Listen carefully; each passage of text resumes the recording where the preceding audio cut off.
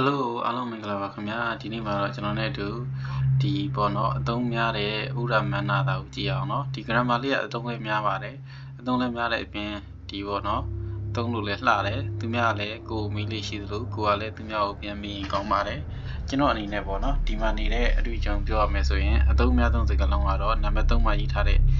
Ihaman နဲ့တယောက်ကကျွန်တော်ကိုလာမိတယ်အလောက်ကလုတ်ပြောလား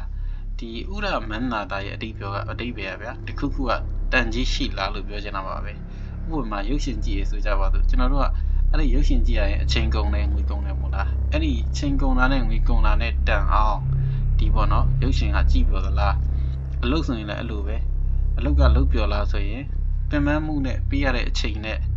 ပေါ့နော်ရတဲ့ပတ်စံနဲ့တန်လားလို့မေးချင်တာပါအဓိကကတော့နော်အဲ့လိုပဲအစားအစာဆိုရင်တော့အစားအစာတော့စားပြောလားဆိုရင်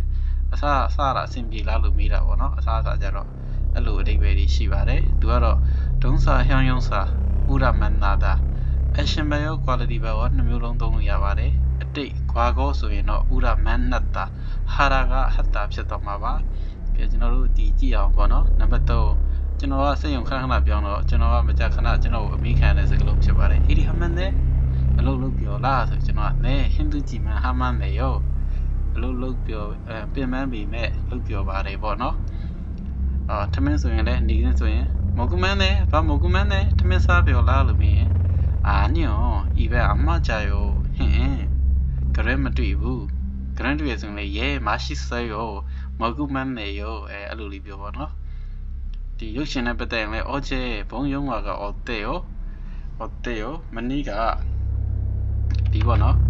ဒီ question မှာပါလို့ question ထည့်လိုက်ပါတယ်မနီးကကြည့်တဲ့ရုပ်ရှင်က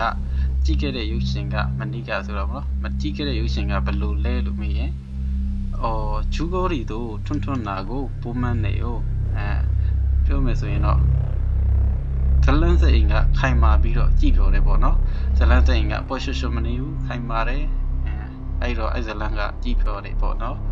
ဒီစကလုံးကအသုံးအများဆုံးကခုနပြောသလိုပဲဒီပေါ့နော်ကျွန်တော်မှအတွေ့အကြုံရဆိုရင်တော့ဟမန်နဲ့ကျွန်တော်မကြာခဏအလုပ်မိခံရတယ်ကိုယ်တိုင်လည်းမေးရင်ဥပမာလူသစ်တယောက်ဝင်လာတယ်ဆိုကြပါစို့ကိုရုံးခန်းထဲမှာအလုပ်ထဲမှာကိုကမေးလို့ရတယ်ရောတဲ့ဟမန်နဲ့အလုပ်ကလူပြောလားလှုပ်ထိုင်လားထမင်းစုံလားတဲ့ဘာမကူမန်နဲ့ထမင်းစားပြောလားအဆင်ပြေလားပေါ့ဗျာကိုကမေးချင်ရင်ဘာမစိုးမေးလို့ရတယ်ပေါ့နော်ကျွန်တော်ဒီမှာရေးထားတာကတော့ဒီပေါ့မကူမန်ဟမန်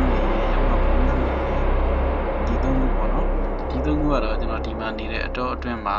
အများဆုံးကြားရတဲ့ဟာတွေရေးထားတာဖြစ်ပါတယ်ကျွန်တော်တို့ဒီကိုရီးယားစာအုပ်လေ့လာတဲ့အခါမှာအကုန်လုံးသိဖို့တဲ့ပေါ့နော်ဘယ်လိုပြောမလဲဒီ grammar တစ်ခုကိုအသုံးအများဆုံးဟာလေး3ခုလောက်